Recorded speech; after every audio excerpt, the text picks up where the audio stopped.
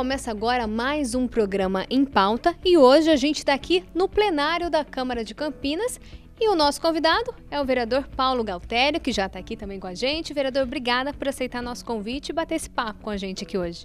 Eu que agradeço mais uma vez a TV Câmara abrindo esse espaço para a gente chegar até a população, não só de Campinas, de toda a região. E aqui no plenário, como a gente já está mostrando aí para o pessoal de casa, o senhor conhece bem, né? 3 mandatos, aqui é uma parte da sua casa. Com certeza, a Câmara Municipal é uma parte da vida, né? Nós já estamos aqui há quase 12 anos, fazendo todo um trabalho aqui, desenvolvendo, e a gente está aqui para trabalhar pelo cidadão campineiro. Como o senhor disse aí, quase 12 anos, o senhor já vê evolução de um mandato para outro? Cada mandato que você assume, você melhora um pouco, né? A tendência é você ficar mais experiente, você vai sendo um vereador mais atuante, você vai conhecendo melhor os problemas da cidade e com isso quem ganha é a cidade. E como que o senhor faz os trabalhos? Se restringem só aqui na Câmara ou também o senhor fica muito na rua? O trabalho do vereador, ele tem 2 sessões na semana, que é na segunda e na quarta-feira, que ele é obrigatório a se reunir para as votações. Mas o trabalho do vereador é 24 horas por dia, porque em todo lugar que ele está, ele é reconhecido como vereador, no mercado, no shopping, na rua, né? Então, a pessoa que tem essa identidade pública, em todo lugar ele é reconhecido pelas pessoas e ele é obrigado, naturalmente, a se posicionar como uma das autoridades da cidade e colher situações, ouvir. Esse é o papel do vereador. O vereador é vereador 24 horas por dia, né? Até dormindo a gente lembra que a gente é vereador. E o senhor citou as sessões, né? O senhor também fala que as sessões foram evoluindo, foram cada vez melhorando. Como que era o trabalho quando o senhor iniciou aqui nessa Câmara e agora? Então, olha, o vereador de primeiro mandato, ele não tem muito conhecimento da estrutura do município, né, das leis, de como se projetam as leis, do andamento. E a partir do segundo e do terceiro mandato, a gente já fica veterano e a gente já começa a saber como é que funciona toda a estrutura dos próprios vereadores. Você começa a conhecer os vereadores, cada um, a forma que ele age, o que você pode conversar com um, com o outro, o que você pode fazer aliança, aquilo que você pode votar. Então, assim, o vereador, quanto mais tempo ele vai ficando de Câmara, né, a gente vai percebendo que ele vai ficando melhor. É que nem vinho, né? Quanto mais velho, fica melhor.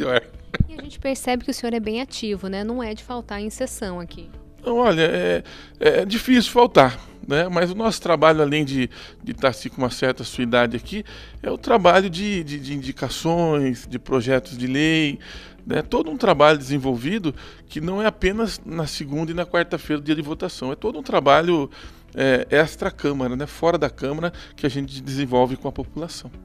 Conta pra gente, vereador, como que é estar presente aqui nesse plenário, né? É uma responsabilidade muito grande? Olha, é uma responsabilidade grande com o município, porque desde o momento que você passa a ser vereador, você começa a fazer parte da história da cidade. Então, aqueles problemas da cidade, os desafios da cidade, aquelas questões políticas que a gente vivencia aqui, a gente vai acompanhando a história. E o vereador, ele tem essa função na cidade, né? Ele tem uma função de ser a voz, né, de uma parcela da população que escolheu ele como representante aqui. Vereador, conta pra gente, pro pessoal de casa, o senhor tem alguma mania aqui no plenário? Tem algum lugar que gosta de sentar sempre? O microfone que prefere usar? Olha, a gente não tem manias, né? Mas eu mesmo, são 4 fileiras, eu sento na terceira fileira. Né? E a gente gosta muito de ficar em pé e observar os demais. Né? Porque a coisa aqui é dinâmica, ela vai acontecendo conforme o calor dos debates, das falas, dos assuntos, das matérias que repercutem na sociedade. Cada sessão é diferente da outra sessão, né? Umas são mais picantes, outras são mais tranquilas. Então tudo depende do que vai ser votado nas sessões. Aproveitando que a gente está aqui no plenário, o senhor pode levar a gente lá nesse cantinho que o senhor sempre fica? Vamos lá.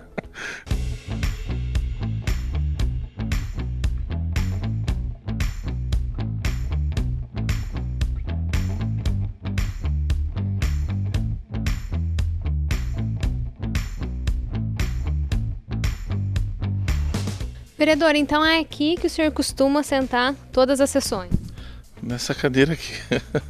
Todas as sessões, quando eu chego aqui, essa cadeira, normalmente ela está vazia, né? Mas é aqui que a gente senta aqui. Quando não tem um outro colega aí, né? Que nós, essa é a cadeira que a gente está mais próximo. Aqui o senhor consegue visualizar tudo que acontece na mesa, né? Sim, aqui eu tenho uma boa visão da mesa diretora, dos demais vereadores, tenho acesso, né, para o lado de fora. É o lugar que me encontrei aqui, foi esse. Acostumou.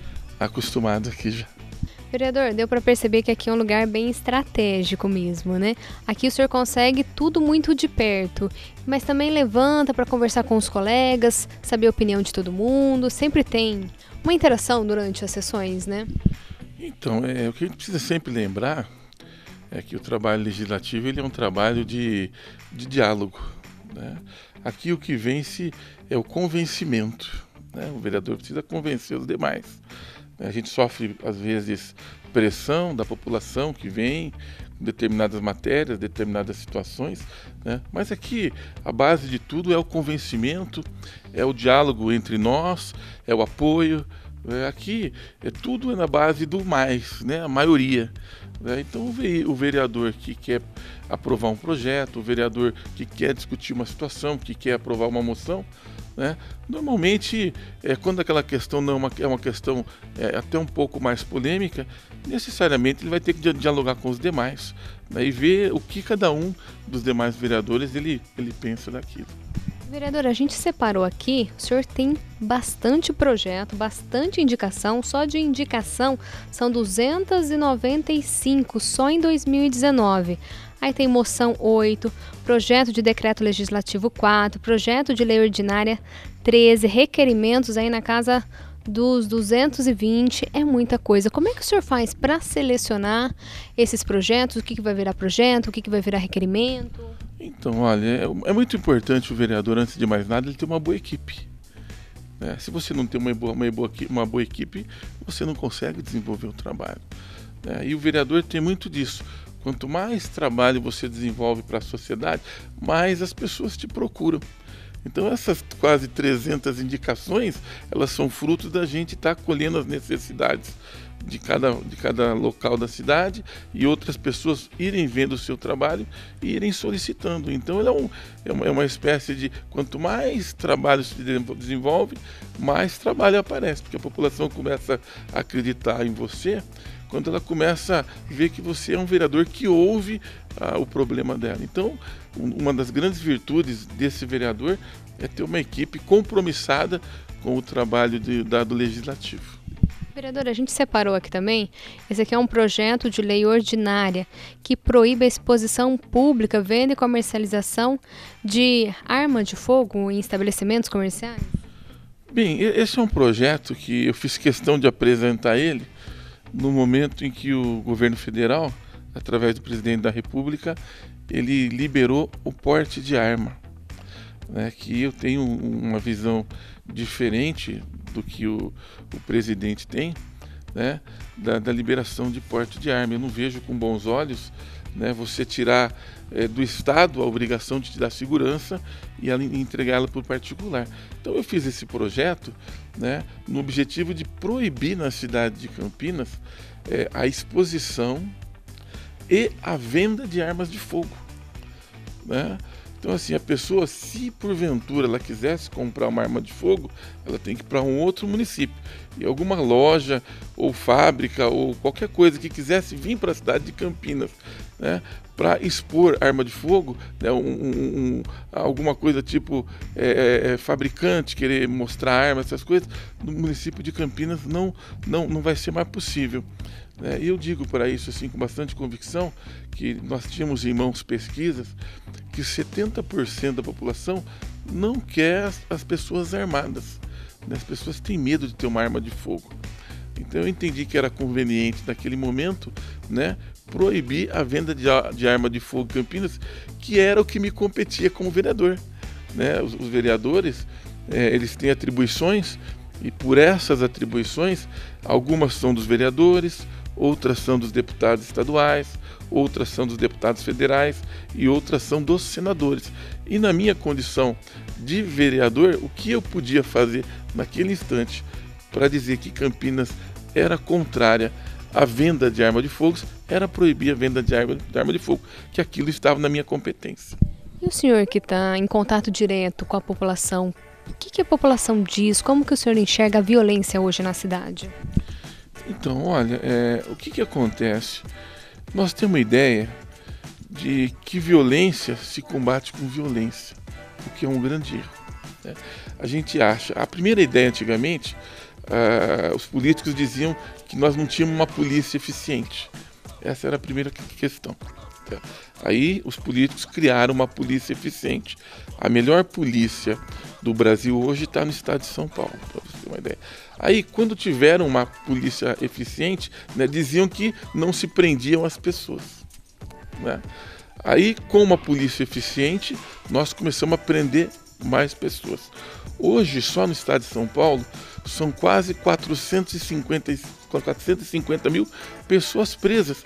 E a gente começou a perceber agora que não adianta só prender a pessoa, né? Que o mais importante que prender a pessoa necessariamente é você corrigir ela e tirar desse mundo do crime, né? E além de tirar do mundo do crime, isso a gente fala depois que ela já avançou o estágio, que ela entrou para a criminalidade, é não deixar ela entrar no mundo do crime.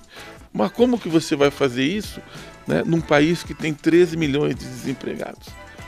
As pessoas têm necessidade, a sociedade quer das pessoas que ela seja uma pessoa consumista, a sociedade exige de você o ter, né? Então muita gente, né, vê no tomar do outro uma forma de conseguir aquilo que não consegue com o trabalho. Então nós precisamos ter muita cautela e não achar que a gente vai combater a violência simplesmente usando da polícia e de uma polícia violenta. Vereador, falando de necessidade aí da população, o senhor já foi presidente da Comissão de Saúde. Como que o senhor observa, como analisa que é a saúde na nossa cidade? Então, hoje, para você ter uma ideia, quase um terço do orçamento de Campinas, que é de quase 6 bilhões, né, era 5,5 bilhões, agora nós aumentamos um pouquinho, em torno de 1 bilhão e 200 milhões são gastos na saúde, para você ter uma ideia. Aí nós vamos falar em números. Quanto que é 1 bilhão e 200 milhões? Eu tenho certeza que você não sabe, eu também não sabia, e quem está nos assistindo também não sabe. 1 bilhão e 200 milhões de reais hoje é o equivalente a 300 mil veículos populares por ano. Você pega um Onix, você pega um Ford Ka, você pega um Hyundai, né? E isso significa o quê? Que todo ano a prefeitura gasta o equivalente a 300 mil veículos em saúde. Isso, para a gente entender melhor o que é gasto, significa que a cada 4 anos nós podíamos dar um veículo 0 quilômetro para cada cidadão de Campinas, já que a cidade tem 1 milhão e 200 mil habitantes e 300 mil vezes 4 anos é 1 milhão e 200. Então é isso que se gasta em Campinas. Mas o dinheiro gasto na saúde de Campinas, ele é mal gasto. E por que ele é mal gasto? Na hora de você aplicar ele, você precisa aplicar ele com mais consistência. Eu vou te dar um exemplo assim. Hoje, o custo de um funcionário da saúde em Campinas, a média, R$ 8.500.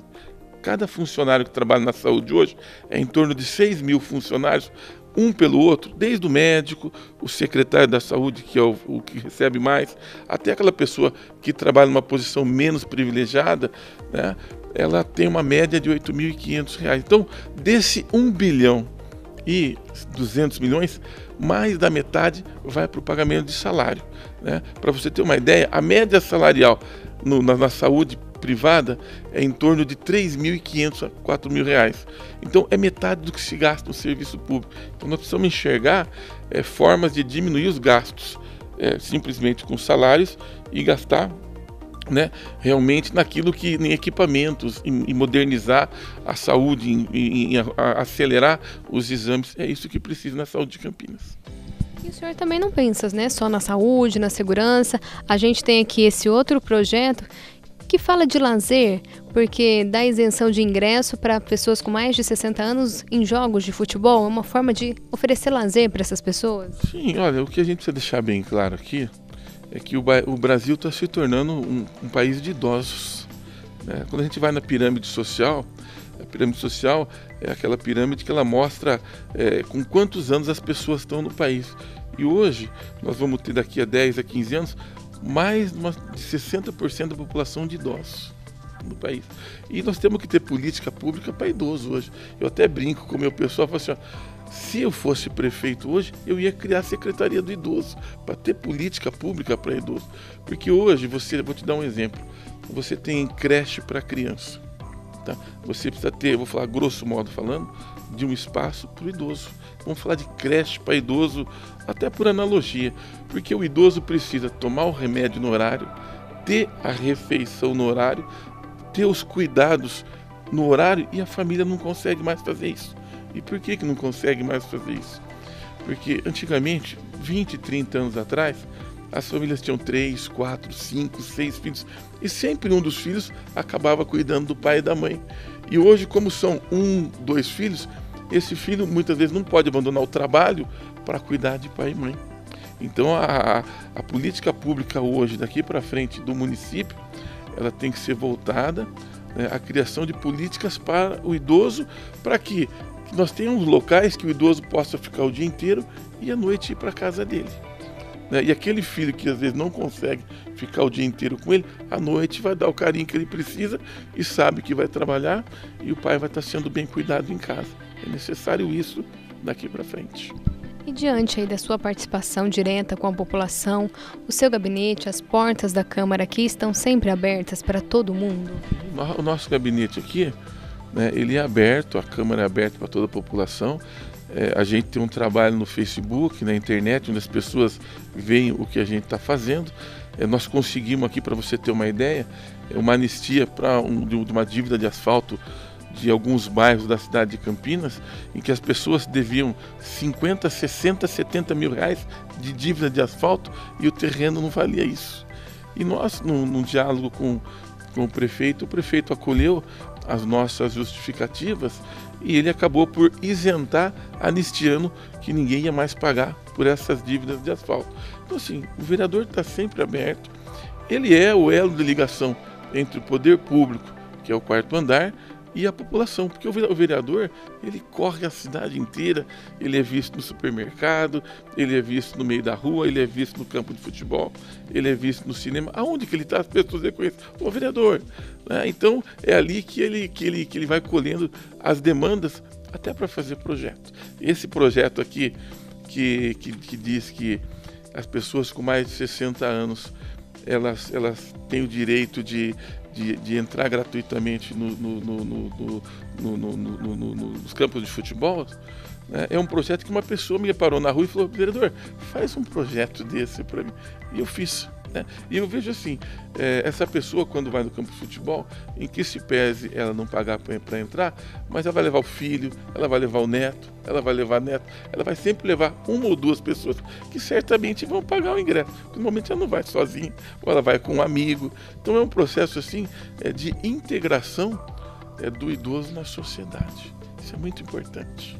Vereador, o senhor disse que é um trabalho de muita responsabilidade ser vereador, mas é também gratificante, igual o senhor está vendo esse projeto aqui, que foi ideia de um morador da cidade. Como que é? O senhor fica realizado quando consegue alguma coisa em prol da população? Olha, não há dúvida que é gratificante aqui, né?